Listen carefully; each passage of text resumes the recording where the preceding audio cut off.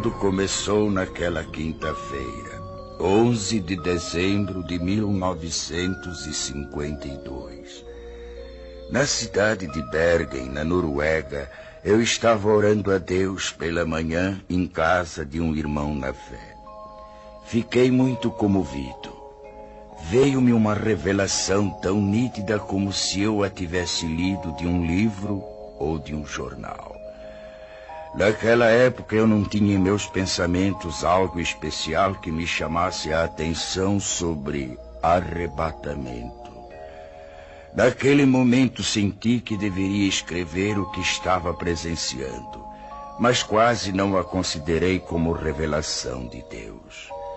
Pensava tratar-se de um fruto de minha própria imaginação. Procurei esquecer escapando aqueles pensamentos, mas faltou-me tranquilidade. E para resolver o dilema, orei a Deus. Senhor, não posso me lembrar de tudo, mas se for de tua vontade, revela-me novamente e eu publicarei esse acontecimento.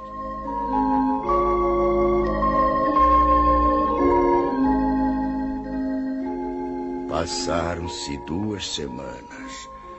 Numa noite, por volta das 22 horas, voltei a ver claramente pela segunda vez a revelação. Não tive mais dúvidas. Apanhei lápis e papel. Comecei a anotar os acontecimentos segundo iam se desenrolando diante de mim. Assim escrevi até 1h da madrugada. Estava já cansado e não suportando mais por causa dos meus 79 anos de idade. Orei a Deus pedindo que me deixasse descansar e que, se fosse de sua vontade que eu escrevesse tudo aquilo, que me permitisse ter a continuação da revelação no dia seguinte. E fui me deitar logo adormecendo.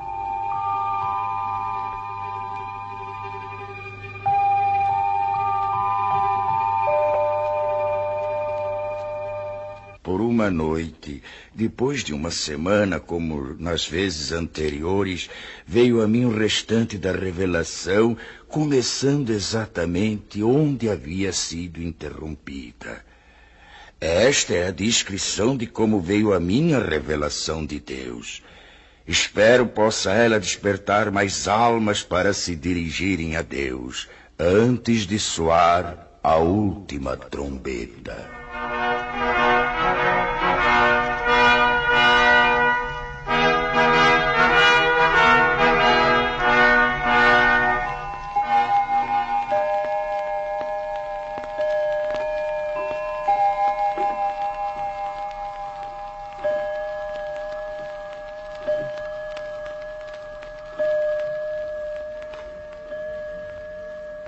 Nove horas da manhã. A esposa de André, sozinha em sua casa, escuta um programa radiofônico especial para crianças. Ela aprecia tais programas, pois sempre falam sobre a palavra de Deus. Ela fica contente em saber que muitas crianças podem ouvir a palavra do Senhor, e conforme pensava ela, isso era mesmo muito bom, desde que fosse tomado cuidado de não fanatizar as crianças. 5 minutos depois, o programa é cortado bruscamente para uma notícia de última hora. Interrompemos as nossas transmissões para informar que recebemos de Oslo, nossa capital, notícias urgentes de que a cidade se encontra em pânico. E atenção para mais este informe. Oslo, urgente. Informa-se da central de polícia que algo misterioso aconteceu. Não se pode calcular o número de pessoas, tanto menores como de adultos, que desapareceram de repente sem deixar o mínimo vestígio para as autoridades. A nossa polícia não está podendo explicar o porquê desse acontecimento, nem sobre os desaparecidos. Trata-se de um número incalculável e solicita que em cada família, onde se note a falta de alguém, seja feita notificação urgente ao posto policial mais próximo, dando minúcias e circunstâncias ligadas ao desaparecimento para se facilitar o trabalho das autoridades, a fim de que possam desvendar este mistério. Mais este informe ainda. Oslo, urgentíssimo.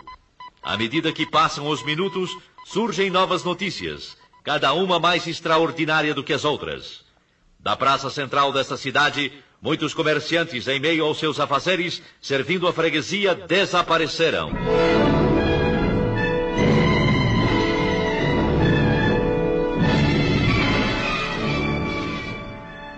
O noticiário contava que um freguês de uma casa de floricultura relatou aos policiais que... Quando eu estava pagando a despesa das minhas compras, o negociante que estava trocando dinheiro sumiu. Sumiu sim, senhores. Sumiu e não se sabe para onde. Eu notei apenas que ouvi umas palavras semelhantes a... Glória a Jesus! Glória a Jesus! Glória a Jesus! Então eu não vi mais o negociante. Eu cheguei a esfregar os olhos. Aquilo era inacreditável. Tudo então parecia só uma leve neblina. Mas eu não tinha mais nada para ver.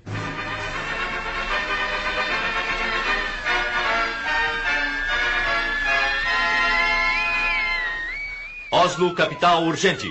Notícias de última hora informam que uma senhora gritava desesperadamente em plena via pública, jogando fora travesseiros e cobertores de um carrinho de criança, procurando inutilmente dentro do carro seu filhinho de apenas 8 meses de idade.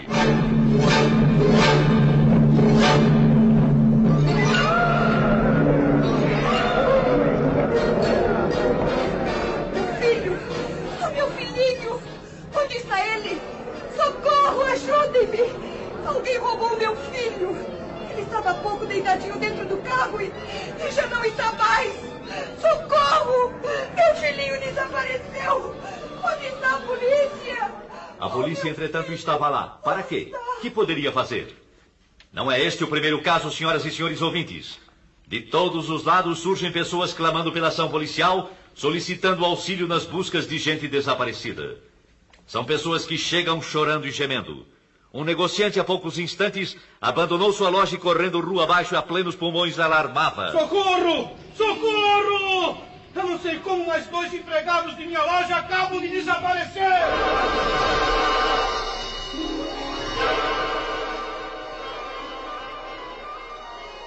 São alarmantes, senhoras e senhores ouvintes, as notícias que, além de Oslo, nossa capital, chegam também de Estocolmo, capital da Suécia, e também de Copenhague, na Dinamarca, e de Helsinki, capital da Finlândia. Que será o fim disso? De todas essas partes, os acontecimentos são iguais. Os desaparecimentos das pessoas são iguais. E de todo o interior do país, chegam as mesmas indagações. O que é isso? O que é isso? O que é isso? O que é isso? O que é isso?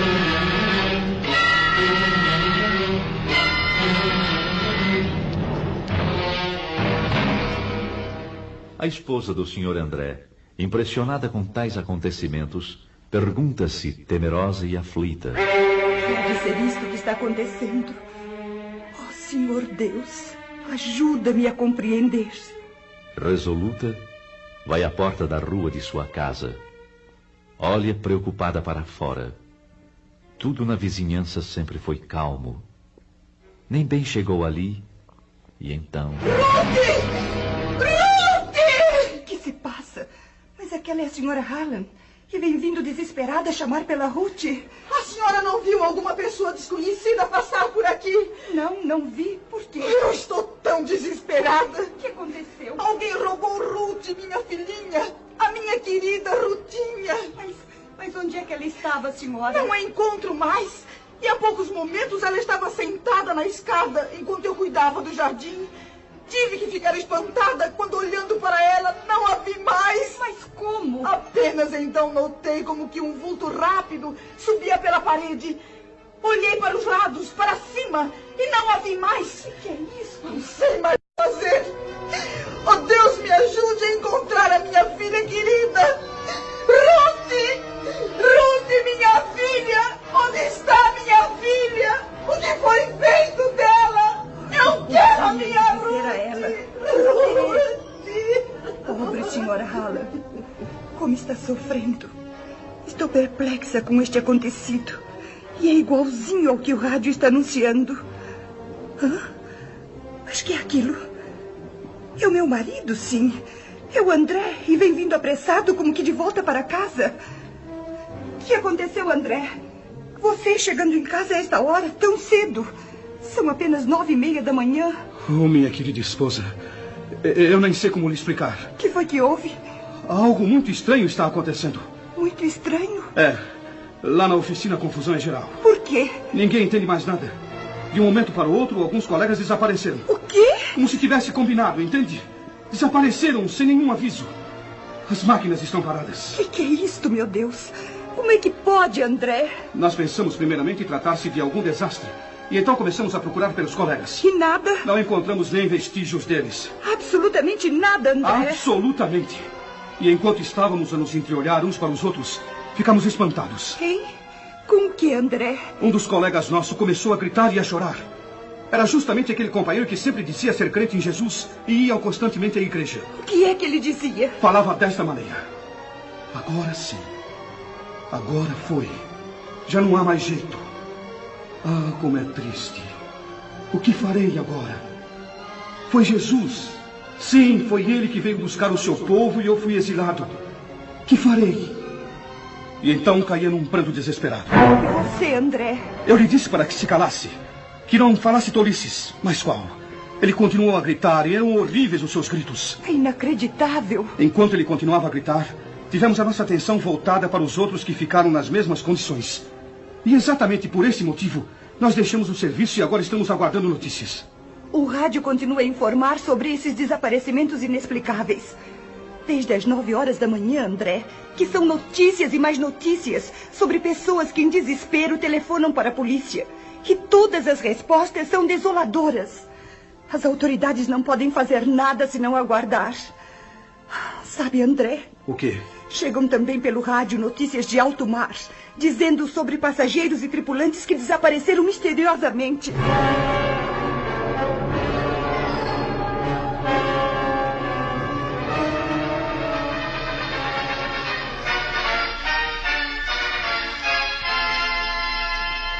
Notícias de última hora. Da maternidade desapareceram todas as crianças recém-nascidas. As mães destas crianças gemem de dor e tristeza e espanto. Médicos, enfermeiras, assistentes estão perplexos, inclusive pelo motivo de estarem faltando também alguns de seus colegas.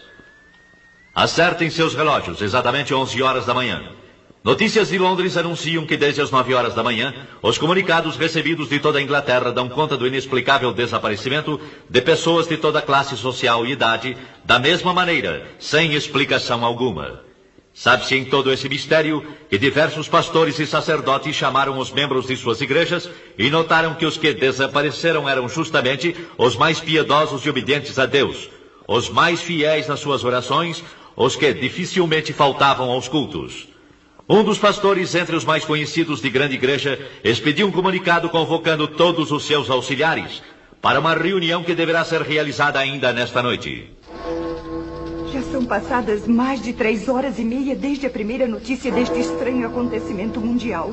Dos lugares mais distantes chegam as mesmas notícias. A que mais chamou atenção é a que veio lá da Coreia. Também da Coreia? E qual é? Lá se calcula centenas de milhares de desaparecidos. E entre eles, muitos militares das Forças Unidas.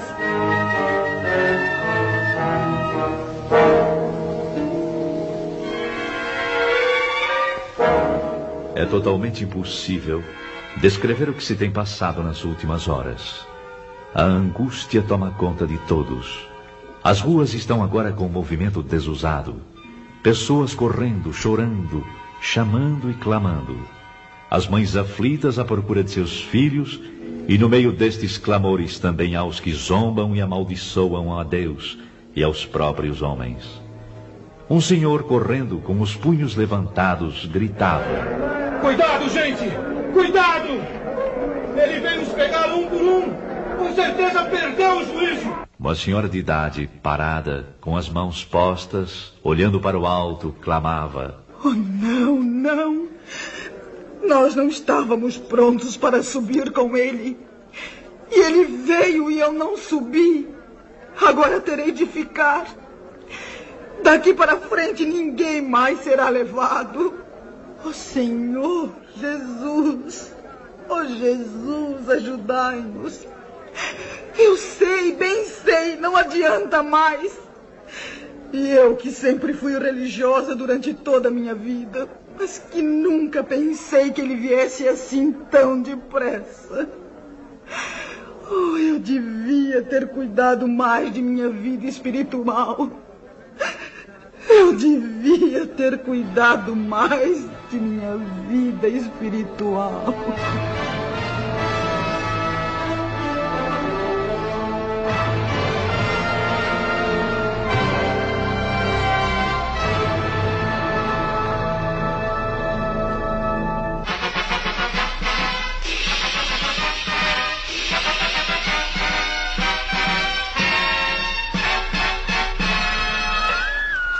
Com informações recém-chegadas, informamos as senhoras e senhores ouvintes que das estradas de ferro chegam-nos notícias de que não houve propriamente nenhum desastre, mas são muitas as composições paradas, algumas até sem os seus respectivos condutores.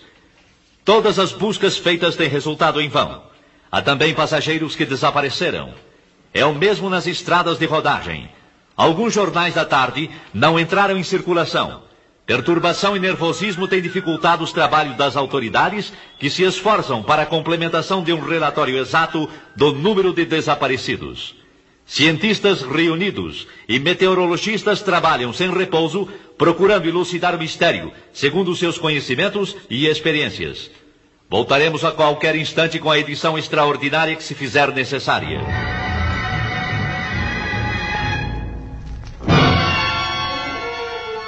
Lá dos Estados Unidos da América do Norte chegam também notícias.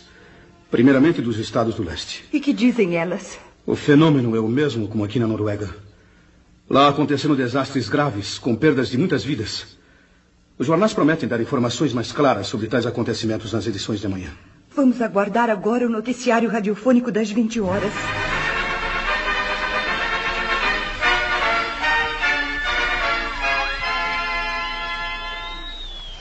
Nossa emissão pode informar agora que a catástrofe se manifestou exatamente na mesma hora em todo o mundo. Embora as informações tenham partido das grandes cidades, já se sabe agora que em todos os locais, cidades menores, vilas e aldeias, o acontecimento é idêntico. Assim como tem se dado na parte norte da Terra, dá-se também na parte sul.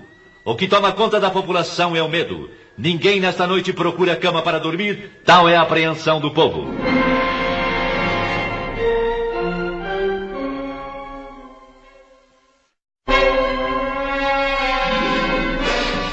São histéricas as discussões nas ruas por causa de parentes e amigos desaparecidos. Eu sei, eu bem sei. Entre a confusão, suscita-se no meio do povo que tais acontecimentos devem ter qualquer relação com os crentes ou com os evangélicos. Ou ainda, como costumo dizer, com os religiosos. Se é assim, como é que se explica agora? Cada pessoa que possuía parentes evangélicos, justamente aqueles que eram os mais fanáticos ou mais fervorosos, são os que desapareceram. Um senhor que trabalha numa cervejaria falou: eu creio que tudo isto tem qualquer coisa com os crentes. Pois conheço um senhor de nome Hans Rosen, e ele sempre esteve em meu serviço pregando a palavra de Deus. Volta e meia ele dizia que Jesus viria breve para levá-lo, juntamente com os que acreditam no poder de Deus. E agora acabo de ter notícias que ele também não se encontra mais aqui. E tais palavras foram confirmadas? Foram, exatamente. Um outro homem também falou. É verdade. Nós tínhamos como colega uma pessoa que falava a mesma coisa. E agora o seu nome também está na lista dos desaparecidos. E na tal de reunião onde você estava por acaso, alguém protestou? É claro que sim.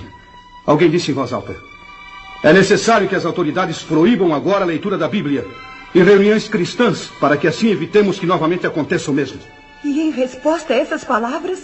Em resposta a elas, o senhor disse: não há mais perigo. Nunca mais vai acontecer coisa igual. Esses crentes que nós chamávamos fanáticos tinham razão. Eles nos falaram de Cristo e esperavam a volta de Jesus para buscá-los. Ai de nós, meu povo, que não demos atenção para eles. Com eles estaríamos melhor do que sermos obrigados a ficar nesse caos que já começou. E que digo mais, vai ser pior. Palavras essas que me causam profunda comoção, acredite. um outro cidadão protestou com veemência, dizendo: você está acreditando naquelas bobagens?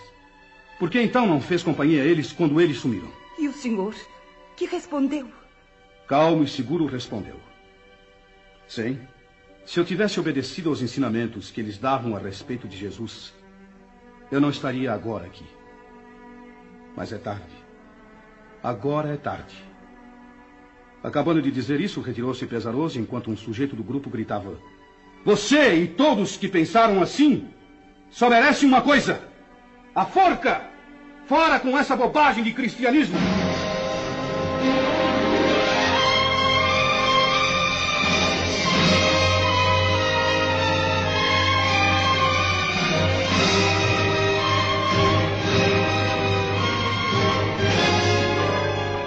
No dia seguinte, nem o rádio podia dar informações para esclarecimento do grande mistério.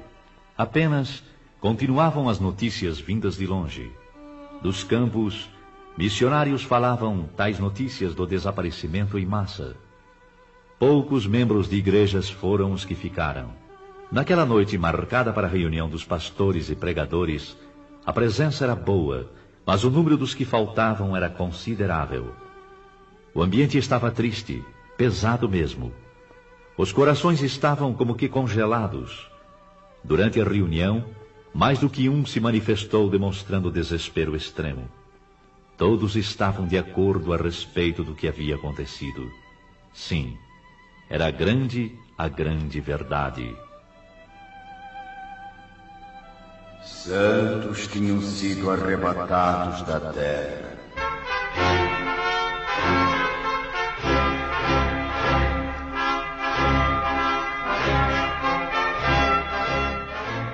A noiva de Cristo foi levada ao céu.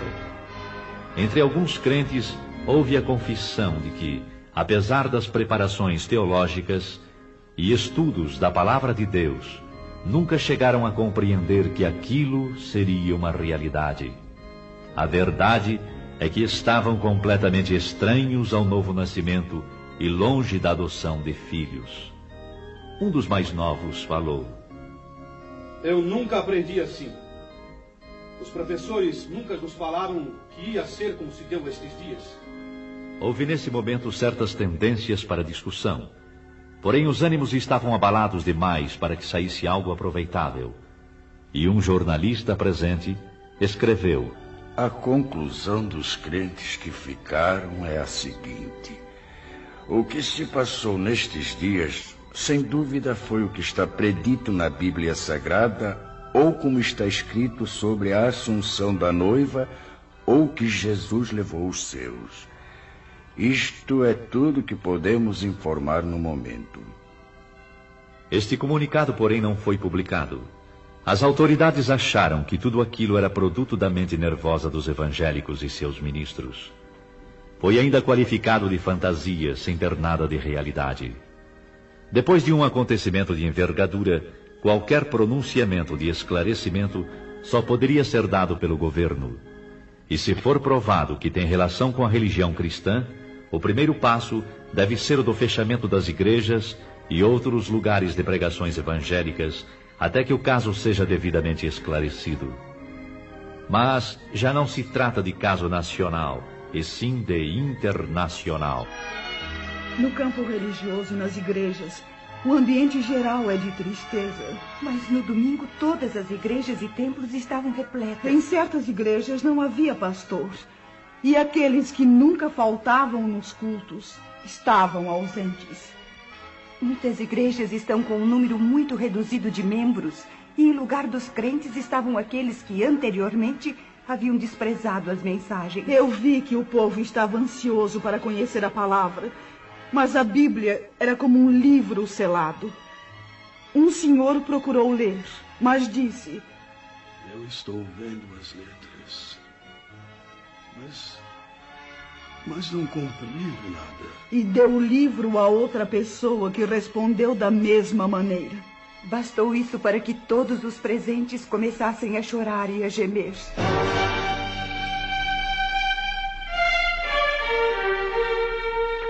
Mas a população em geral culpava os religiosos por tão grande calamidade.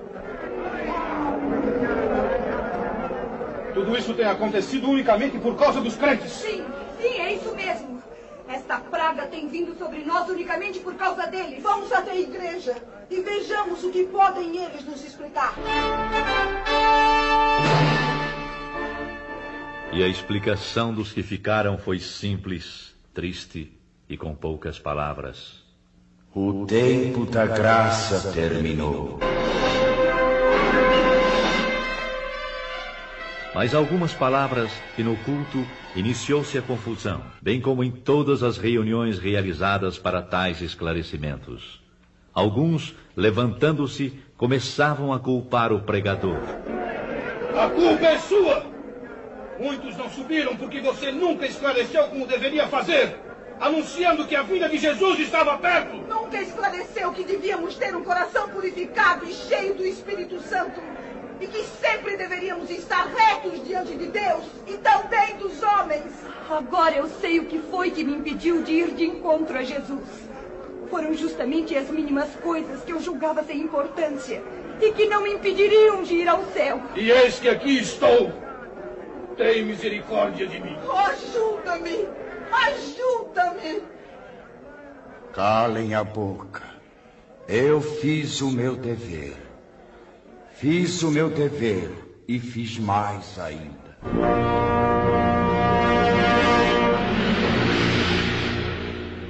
Uns gritavam de raiva e horror, outros choravam e clamavam. Era inútil. A porta estava fechada para sempre. Não adiantava bater e dizer que tinham comido na presença do Senhor, que oravam, que eram obedientes. Não havia mais oportunidade. É quase impossível descrever os dias que se seguiram. Expectativa terrível, sofrimento sem par manifestou-se em todos. E foram lembrados os convites feitos pelos pastores e o desprezo com que receberam esses convites. Muitos que eram chamados de crentes, agora compreendiam que a fé que professavam consistia apenas em palavras ocas e frases costumeiras. Alguns iam às igrejas apenas para acompanhar amigos. Outros, porque gostavam de cantar no coro, tocar instrumentos e outros interesses, sem possuírem o verdadeiro desejo de ouvir e obedecer a palavra de Deus. Não eram nascidos de novo, nem tinham o selo da promessa, nem adoção de filhos. Não tinham, portanto, direitos sobre a herança. Para certas pessoas, a igreja era simplesmente uma sociedade, um local para passarem as horas vagas. Mas agora estes mesmos clamaram: Senhor, abre-nos a porta.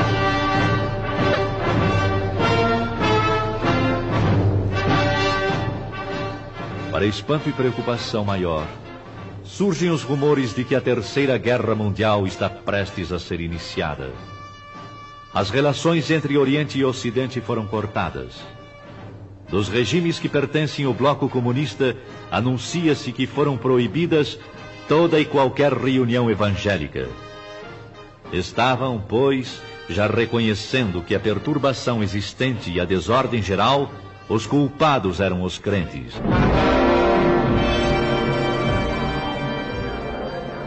Maior confusão, é anunciado que está em vigor a pena capital para todo aquele que pronunciar o nome de Jesus. Então é chegada a hora de varrer sobre a terra a praga chamada cristianismo. Morte certa também para os que guardam em sua casa alguma coisa que faça lembrar de Jesus Cristo e seus ensinamentos.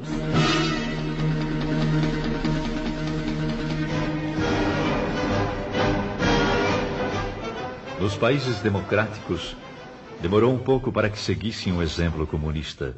A maioria descrente, tanto da população como nas camadas governamentais, exigiram aquelas medidas, procurando assim garantir o povo da perturbação nesse sentido. Foi, pois, aprovado em todos os cantos da terra a mesma lei, ou seja, morte para os chamados crentes. Bastará pronunciar o nome de Jesus para sofrer a pena capital.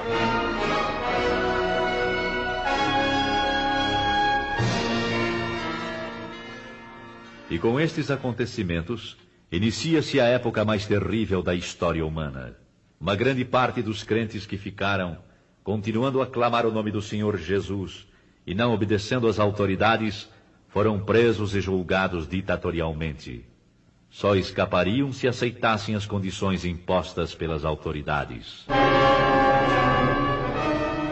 Se vocês maldizerem o nome de Jesus, negando-o, então salvarão suas vidas e a vida daqueles a quem amam. Para a perplexidade das autoridades, milhares ficaram firmes no propósito de testificarem que eram de Jesus e não o negariam, qualquer que fosse o resultado. Agora, Satanás estava demonstrando que verdadeiramente estava agindo sobre a face da terra. Ai dos que habitam sobre a terra. Uma parte grande desses novos crentes não resistiram às ameaças e aflições. Negaram a fé.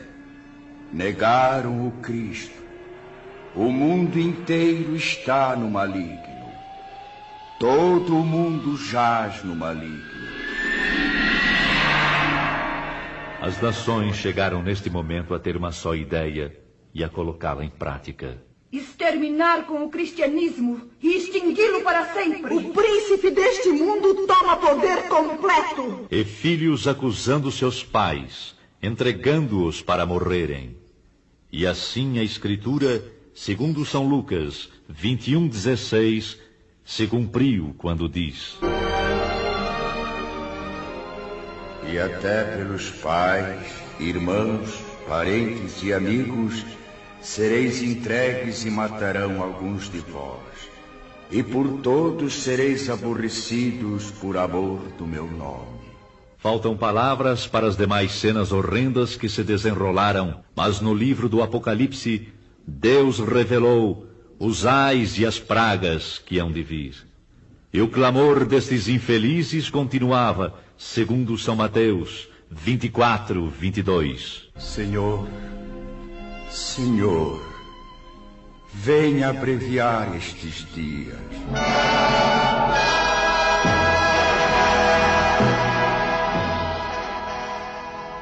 E assim termina a descrição da revelação que a mim veio quando me encontrava no dia 11 de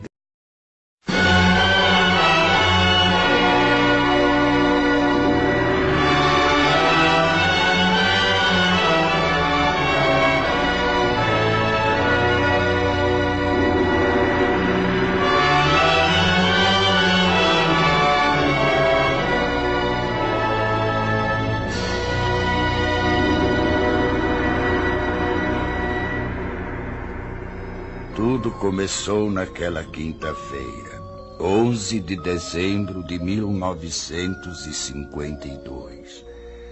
Na cidade de Bergen, na Noruega, eu estava orando a Deus pela manhã em casa de um irmão na fé. Fiquei muito comovido. Veio-me uma revelação tão nítida como se eu a tivesse lido de um livro ou de um jornal. Naquela época eu não tinha em meus pensamentos algo especial que me chamasse a atenção sobre arrebatamento. Naquele momento senti que deveria escrever o que estava presenciando, mas quase não a considerei como revelação de Deus. Pensava tratar-se de um fruto de minha própria imaginação. Procurei esquecer escapando àqueles pensamentos, mas faltou-me tranquilidade. E para resolver o dilema, orei a Deus. Senhor, não posso me lembrar de tudo, mas se for de tua vontade, revela-me novamente e eu publicarei esse acontecimento.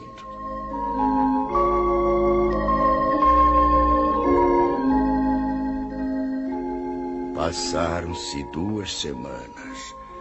Numa noite, por volta das 22 horas, voltei a ver claramente pela segunda vez a revelação.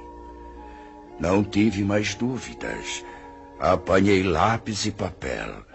comecei a notar os acontecimentos segundo iam se desenrolando diante de mim. Assim escrevi até 1h da madrugada. Estava já cansado e não suportando mais por causa dos meus 79 anos de idade. Orei a Deus pedindo que me deixasse descansar e que, se fosse de sua vontade que eu escrevesse tudo aquilo, que me permitisse ter a continuação da revelação no dia seguinte. E fui me deitar logo adormecendo.